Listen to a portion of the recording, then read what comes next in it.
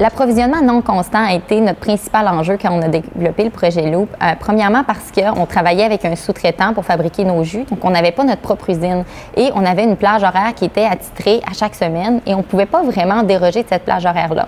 Donc quand on recevait par exemple 50 palettes de raisins mais qu'on avait seulement 3 jours pour les transformer, souvent on manquait des opportunités parce qu'on ne pouvait pas le faire.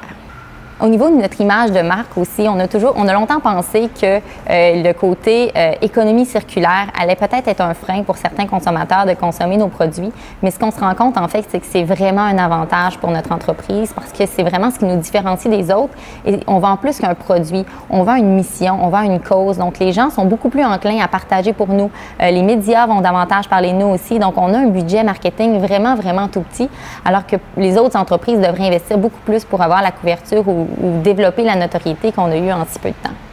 Un des grands défis qu'on a chez Loop, c'est au niveau de nos emballages. Donc, la bouteille, c'est une bouteille en plastique PET qui est fabriquée localement, mais ça reste encore quelque chose qui, selon moi, est un peu difficile avec le modèle d'économie circulaire. Donc, c'est sûr que c'est une bouteille qui est recyclable, mais dans le meilleur des mondes, j'aimerais trouver une solution pour vraiment le réintégrer dans la chaîne. Donc, j'ai déjà parlé avec des grandes chaînes d'épicerie qui seraient intéressées à devenir des points de chute. Donc là, les prochaines étapes et les grands défis, c'est de voir comment je peux mettre en place un système pour récupérer les bouteilles, les nettoyer aussi, parce que là, il y a des normes de salubrité aussi, donc les nettoyer et les réutiliser aussi dans notre production. Comme toute entreprise en innovation ou toute organisation en innovation, c'est certain que parfois c'est difficile de nous placer dans une case ou une autre. Quand on essaie de créer un nouveau chemin, c'est normal que les gens dans différents ministères ou différentes organisations ou même les partenaires avec lesquels on travaille ne sachent pas nécessairement dans quelle boîte nous placer. Et puis c'est là qu'on explique que nous, on est un petit peu dans toutes les boîtes à la fois parce qu'on fait de l'agriculture de précision, on fait du développement technologique, on fait de l'économie circulaire, on fait de l'innovation sociale. Ça, c'est déjà un frein ou c'est déjà quelque chose qu'on doit expliquer, une forme d'éducation qu'on doit faire. Par rapport à un des défis auxquels on fait face, c'est directement lié à notre industrie. Il y a des choses qui sortent des fermes aquaponiques, bien sûr, des aliments, il y a des poissons, il y a des plantes, des végétaux. Au niveau de la culture des poissons au Québec, on est un des seuls endroits dans le monde en surplus de phosphore. Ça fait en sorte que les lois, les règlements sont très stricts. Par contre, nous, en aquaponie, étant donné qu'on est en économie circulaire, c'est une boucle fermée. Et puis, même s'il y a des solides à récupérer par la suite, à la fin, mais on peut l'utiliser pour fertiliser les sols. Alors, ce n'est pas un problème dans notre cas. Par contre, c'est normal que les gens dans les différents ministères posent des questions et soient très rigoureux pour s'assurer de ne pas créer de précédents.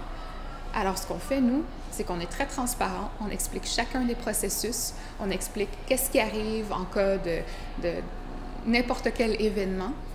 Puis on démontre aussi qu'on doit vraiment avoir un équilibre qui est très fin. On a une symbiose à maintenir entre des plantes et des poissons. C'est un micro-écosystème, alors tout doit être à un niveau optimal pour assurer une santé parfaite du système. Conséquemment, il n'y a aucun danger avec l'aquaponie. Le défi d'Incertec, c'est la croissance de nos revenus parce que le cœur de notre activité économique, c'est la vente d'appareils et de services. Ça constitue plus des 2/3 de notre budget annuel. Le reste provient de partenariats, de commandites et du soutien d'Emploi Québec pour la formation des jeunes.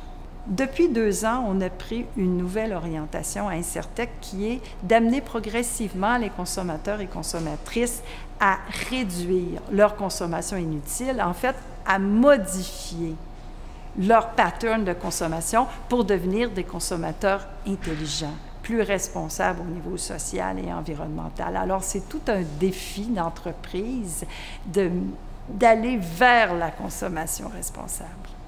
Incertec est en constante évolution. Alors, dans 10 ans, je suis certaine qu'on va être rendu beaucoup plus loin. On va certainement être rendu dans le soutien des modes de consommation plus responsables, dans l'implication de la communauté. Comment on va le faire? On ne le sait pas encore, mais on sait qu'on va y arriver.